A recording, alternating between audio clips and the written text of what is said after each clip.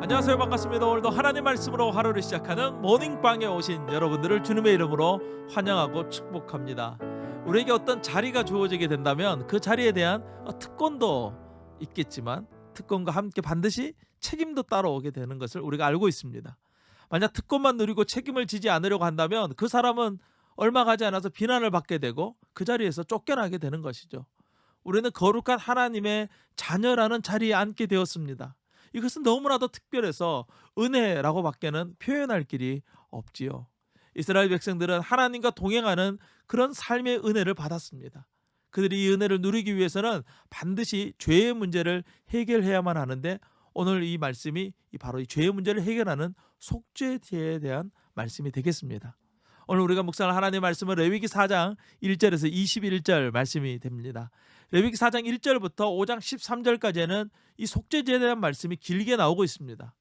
먼저 2절에서 이 죄가 무엇인지에 대하여 우리에게 말씀해 주고 있습니다. 죄란 여호와의 계명 중 하나라도 그릇 범한 것이 죄라는 거예요. 즉 죄는 하나님의 말씀을 어기고 순종하지 않는 것이 곧 죄라고 성경은 말씀하고 있어요. 하나님의 백성은 하나님의 말씀을 따라 살아가야 합니다.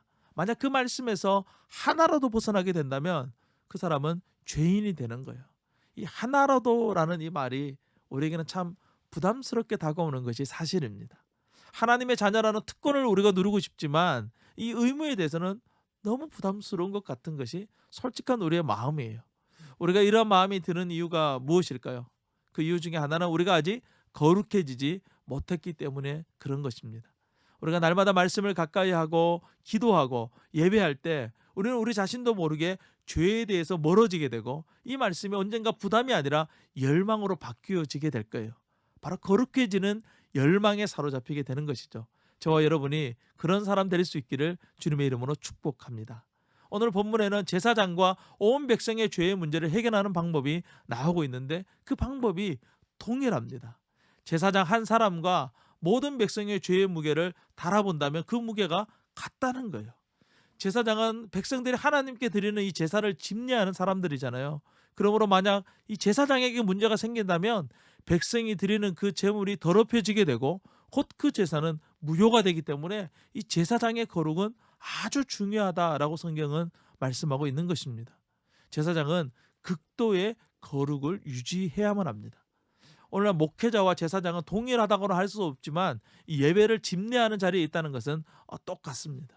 목회자들이 이 레위기 4장 말씀을 유의해서 읽었다라면 낯뜨거운 뉴스가 이 세상에 나오지는 않았을 거예요. 저 또한 목회자로서 늘 두렵고 떨림으로 말씀을 준비하게 됩니다. 제 자신이 정말 죄에 대해서 두려워하는 마음을 가지고 있는지 제 자신을 오늘 말씀을 통해서 다시 한번 점검하게 되는 것 같습니다.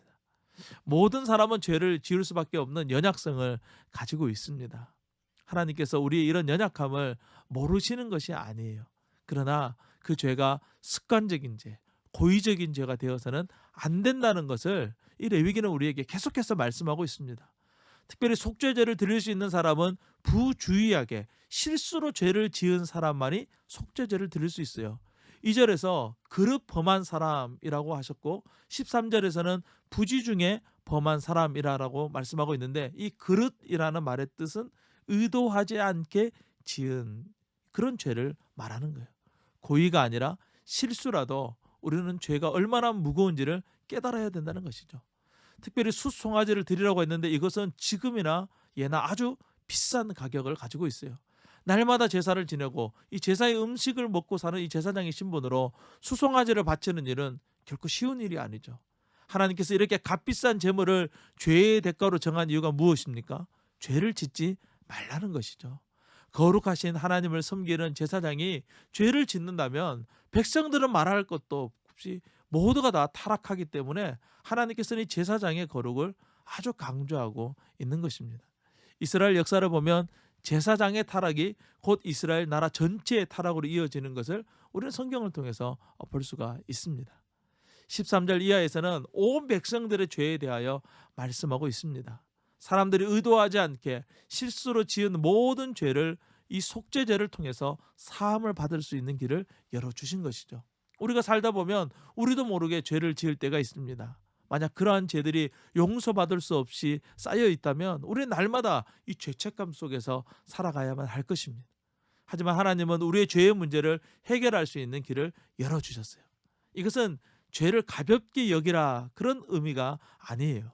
오히려 거룩을 유지하기 위해서 힘쓰라고 강조하는 것이죠. 하나님과 동행하기 위해서는 반드시 거룩함이 동반되어져야 한다는 것을 이 속죄제를 드릴 때마다 깨달아야 된다는 거예요.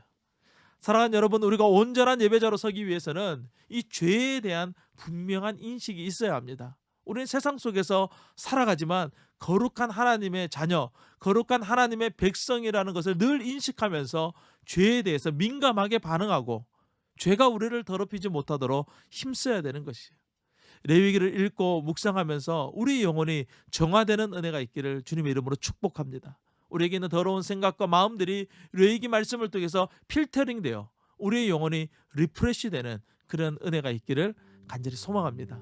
오늘도 말씀을 통해서 새로워지는 놀라운 은혜가 있기를 주님의 이름으로 축복합니다. 오늘도 주님 안에서 승리하세요. 샬롬.